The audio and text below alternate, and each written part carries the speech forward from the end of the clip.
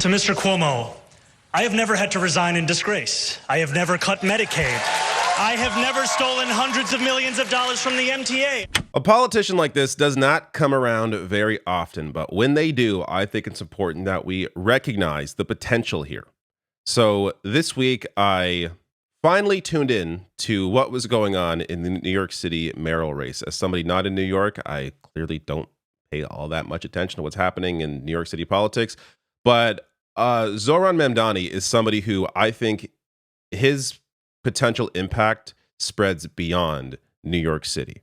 Even if he doesn't win this race, I think he's still somebody that we're going to be looking to in the future. So he last night just completely laid out Andrew Cuomo. I'm going to get to that clip in a bit. But also, he had an interview this week that really, lit a fire under me. When he was on The Breakfast Club, I think he gave one of the greatest interviews I have ever seen a lawmaker give. Here's the first clip that I want to share from that. I wanted to ask, some of the policies that you stand on is free bus service in New York City. Yes, sir. Could that actually work? Absolutely. Break it down. So I grew up in Morningside Heights. I would take the 1 train. We used to have the 9 train back then, but I would take the 1 train to 231st, get on the BX10 to go to Bronx Science. Mm-hmm. And I remember when I'd get off the 1 train, if I could still see the bus, even if it was 2 stops away, even if I had missed it, I knew I could catch up to it. Of course. Because that's how slow that bus was. I'd be slapping the back of the bus and I could get there in time. It was good for me. It's bad for New York City. You should not be able to catch that bus if you miss that bus. But the buses are so slow. So as a state assembly member, I won the first of its kind fare free bus pilot. We made 1 bus route free in every borough of New York City. And we secured $15 million to do so. And it showed that ridership went up by up to 38%. Assaults on bus drivers went down by 38.9%. And of the largest increase of riders came from New Yorkers making $28,000 a year or less. And this is critical because it's not just about economic access, it's also about public safety. It's also even about environmentalism because we're seeing that 11% of the new riders, they were previously driving a car or taking a taxi. Now they're off the road, they're on public transit. And the cost of doing all of this is about $700 million a year. Now, that sounds significant, which it is, but just want to put it into context. We're talking about that in the context of a city budget that's about $113 billion a year. State budget, about $252 billion a year. There is money. The question is what we spend it on. And what I've proposed is that we raise $10 billion to pay for our entire economic agenda and start to Trump-proof our city because we know he'll use federal funding as leverage over this city. And we will do so in 2 key ways. The first is to match the state's top corporate tax rate to that of New Jersey. We are at 7.25%. They're at 11.5%. Corporations can pay it over there. They can pay it over here. And the beauty of it is that it doesn't just apply to corporations headquartered in New York City. Because when you say this, people will say, well, they're going to go to Florida. Mm-hmm. Wherever you are headquartered, as long as you do business in the state of New York, you are taxable for that corporate tax. We're talking about corporations that are making millions of dollars, not in revenue, but in profit. And the second is taxing the top 1% of New Yorkers. We're talking about people who make $1 million a year or more, taxing them just by a flat 2% tax increase. And I know if 50 Cent is listening, he's not going to be happy about this. Mm-hmm. He tends to not like this tax policy, but I want to be very clear. This is about $20,000 a year. It's a rounding error. And all of these things together, they make every New Yorker's life better, including those who are actually getting taxed. All right, this clip is about 2.5 minutes. Let me break down for you why this is so impressive. So he first brings up the problem. Buses are slow, and for some people, they're unaffordable. Part of it, the reason why buses can be slow is because they have to stop and wait for people to pay or, make sure whatever bus pass you have is legitimate. So you eliminate that with free bus service. Brings up his track record, how he already had implemented at least 1 free route when he, as a counselor. Brings up the data, how it benefited the community, higher use for lower income people, the environmental benefit, made bus drivers safer as they aren't fighting over a fare. Then he was honest about the cost of it, but then he gave the perspective of the cost and then gave the priorities. Hey, what do you prioritize with what we are spending in the city? You prioritize the benefit to actual people living in the city. And then brings up the budget, how he would budget it. So matching the corporate tax rate of a neighboring state, a wealth tax amounting to a rounding error. This is and the way it's delivered, and this is somebody who actually cares. So it's the combination of his ability to communicate a complex issue very simply, his actual desire to do something, his track record of doing it. Again, it is I watched this interview with like my mouth was agape. I was just so impressed by how fantastic of a communicator and how principled he is in his approach. So I also want to share this clip on policing, where again he tackles this issue in a very similar way. So people are very scared. It seems like New York is getting worse than getting better. So what do you say that, at a time like this, cutting the police budgets, that seems like that is taking more police officers off the street? I want to be very clear. We are not defunding the police. What we are talking about is sustaining the number of police that we have within the police department. And when I talk to those police officers themselves, they tell me they signed up to join the police force to tackle serious crimes. And yet what they're being asked to do today is serve as mental health professionals and social workers.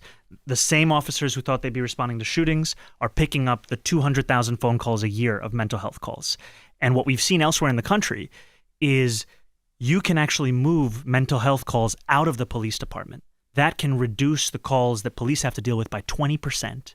And in doing so, you can increase police response time to those major categories of crime. And I think that's important because police have a critical role to play in public safety. And we also need to ask them to just focus on their job and not ask them to do every job. Because what we're seeing right now is these same politicians who have given us this lack of public safety over so many years telling us that their only answer, no matter the question, is to ask police to do more. I want them to do the thing that they signed up for and to have a Department of Community Safety with teams of dedicated mental health outreach workers at the top 100 stations with the highest levels of mental health crisis and homelessness. We have to deliver public safety. And I've also said that we don't need to have a more than $1 billion police overtime budget. And usually when you say that, people frame it as if you are going after the police. But when you ask the police, there are 200 officers leaving the department every month. And one of the leading causes is forced overtime because of quality of life. They don't know when they're going home. They're working doubles and triples. This is actually something that can make it easier to do that job and ensure that we're actually responding to this, because what we have right now is not working. I have never seen a left-leaning politician communicate the issues with policing better than this. And keeping in mind here what he can do as the mayor of New York. So he's keeping it within his purview. He's not trying to, change the entire country, but he is taking lessons from around the country when it comes to moving calls away from police into mental health, which is something that is just so obvious to most people that when it's discussed in the way he's discussing it, it seems like common sense, and it is common sense. So before I get to the other clip and the debate clip that I'm going to share, worth noting, he is now leading in the race based on the latest polling. So he has surged past Andrew Cuomo. From public policy polling, Mamdani is now beating Cuomo 35% to 31%, a difference that is narrowly within the 4.1% margin of error. This is incredibly impressive, considering at one point Mamdani was down at 1%. Cuomo, of course, is a household name in New York. His father was in New York politics. He was the governor of New York. So to be able to overcome that name recognition, and when it comes to winning an election, name recognition is more than half the battle. I mean, that's why political dynasties have become such a thing, and they really should not be. We should be judging people based on what they fight for, who they are. But he is now leading Cuomo in this race. I hope that support base continues. And as of this morning, Mamdani and Brad Lander, who is the other progressive-leaning candidate in the race, have endorsed each other. So this is a ranked choice ballot that people are going to have, and essentially, whether it's Mamdani, Lander, AOC, they're all saying not to rank Cuomo at all. So AOC's suggested ballot is actually Zohran first, Adrienne Adams second, then Lander, then Stringer, then Myrie. I'm not as familiar with these other candidates just because, again, I'm not in New York. But if you are voting, just ensure Cuomo's not on the list, because why? Why would you have Andrew Cuomo? Why would anybody want Andrew Cuomo to still be involved in New York politics? So, and again, we'll get to the clip from the debate where Mamdani breaks down the absurdity of Cuomo. But one more clip from this Breakfast Club interview. I think this is, a great way of laying out what his campaign is about. Whatever you need to live in this city, that should not be something you can be priced out of. And we agree with that when it comes to school. We agree with that with libraries, with sanitation, with the fire department. But there are certain things we've picked and chosen and said, you know what? You don't need that for housing. Or you know what? You don't need that for food. And I think that we can't let the market determine who gets to live that dignified life. This is not to say that it's city government's job to deal with everything, but for that which is necessary, we have to ensure that we are doing our part. And that's why I have said I'm going to freeze the rent for more than 2 million rent stabilized tenants, because that's the mayor's power. Mm-hmm. The last mayor did that 3 times.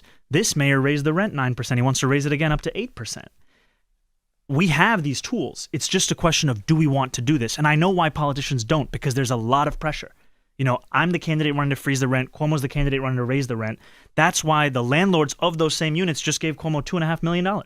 The same landlords that say they don't have enough money to be able to freeze the rent just found $2.5 million to give it to him. The single largest check in this entire race. But it helps let people know that's what's on the ballot. And ultimately, you have to have a coalition that asks people of just one thing. We need to make the city affordable. We can have disagreement, we can have tension, but we have to have agreement on that one thing so that we can build a coalition that looks like the city of New York. This is why I'm saying Mamdani could potentially be one of the most influential politicians in America, because he understands how to communicate a message and what to fight for. His campaign is about affordability, which is why it is about 3 clear things: free bus service, universal childcare, and freezing the rent. Very simple to understand things that he as mayor can help to accomplish. And here he is fighting for them and doing it in a way where he has a track record of fighting for people. This is such an impressive candidate and an impressive campaign. I hope to God people in New York City recognize the kind of lightning in a bottle you can potentially catch here with this candidate. So I'm going to get to the debate moment from last night, but this is how Cuomo has been positioning Mamdani. It is so embarrassing. I hope people aren't dumb enough to fall for this trash.